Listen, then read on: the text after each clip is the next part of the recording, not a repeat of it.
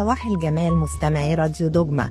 معاكم دكتورة ميري جرجس، صيدلانية صاحبة ومديرة صيدلية دكتورة ميري بالملاحة الجديدة، وصيدليات دكتور إيهاب فاروق القديمة والجديدة بالسويس، وصاحبة ومديرة مؤسسة أسرار الجمال الطبيعي للتركيبات الصيدلانية المرخصة العالمية.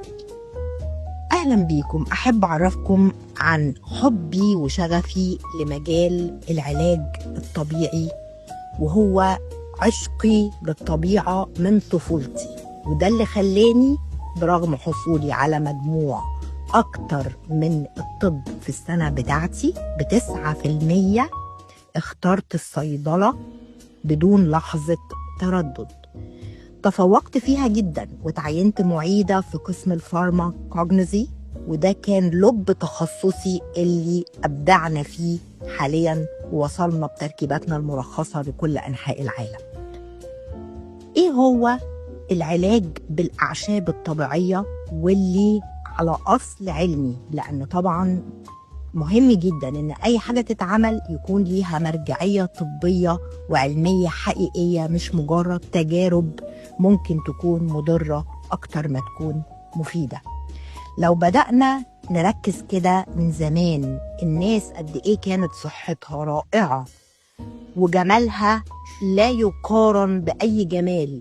الجلد مشدود ونقي وجميل لسن متأخر جدا، الوش كان شباب، الجسم كان ما فيهوش تهدل ولا ترهلات، الشعر كان تحفة. كل ده بسبب البعد عن الكيميكالز اللي هي بقت صراعات دلوقتي وترندات تقريبا، يعني معمول فيها يعني نوع من السحر كده، انه يسلب العقل ويخلي الناس تدخل فيه بدون وعي وبدون تركيز. واكتر الحاجات دي بيكون ليها دروباكس خطيرة جدا من سرطانات ومن نقصان للجمال الطبيعي، عكس الوعود اللي بتكون بتتقال. طيب احنا عايزين دلوقتي نرجع تاني نرمي نفسنا في حضن الطبيعة، بس بطريقة علمية مش بطريقة غلط. يعني أي حد ممكن يستخدم الحاجات الطبيعية بطريقة خاطئة مش هتديله النتيجة اللي هو عايزها، أو ممكن مثلا لو حاجات كانت بتتاخد بالفم الأوفر دوز بتاعها ما يبقاش حاجة كويسة، إنها تتاخد مع حاجات تانية بتكون مش صح، إنها تتاخد مع حاجات غير الحاجات دي بتكون فايدتها أكبر. إحنا هنتكلم في كل المواضيع دي. حقيقي أنا من عشقي لهذا المجال طول حياتي رمية نفسي في حضن الطبيعة، سواء في اللي باكله أو اللي بحطه على شعري أو اللي بحطه على بشرتي أو اللي بحطه على جسمي.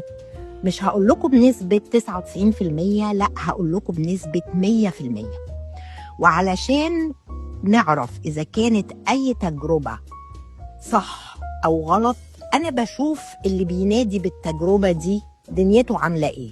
يعني أنا سني 55 وداخلة في 56، يعني ماشية في العام السادس والخمسين من عمري.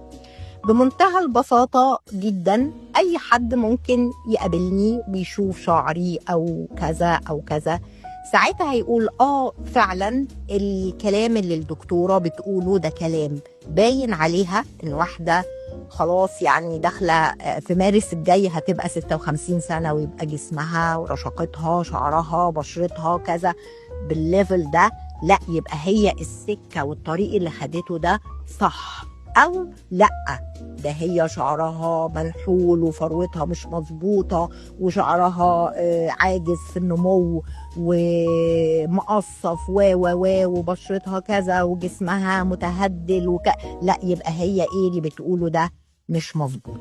فالإنسان قبل ما يتبع فكر معين من الضرورة يشوف صاحب الفكر ده باين عليه اللي بيقوله فاده فعلا ولا لا.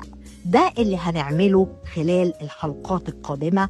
هنبتدي نتكلم بمنتهى الوضوح عن إزاي أرجع جميل صحيا، ذهنيا، جسديا، رشاقة، نشاطا، شعرا، بشرة، وإحنا minimizing إن لم يكن موقفين تماما كل حاجة كيميكال ضارة ممكن يكون ليها مع المدى القريب أو البعيد آثار خطيرة جدا جدا جدا. سعدت بوجودي معاكم، انتظروني في حلقات قادمة مليانة فايدة على أساس علمي حقيقي. شكرا لكم.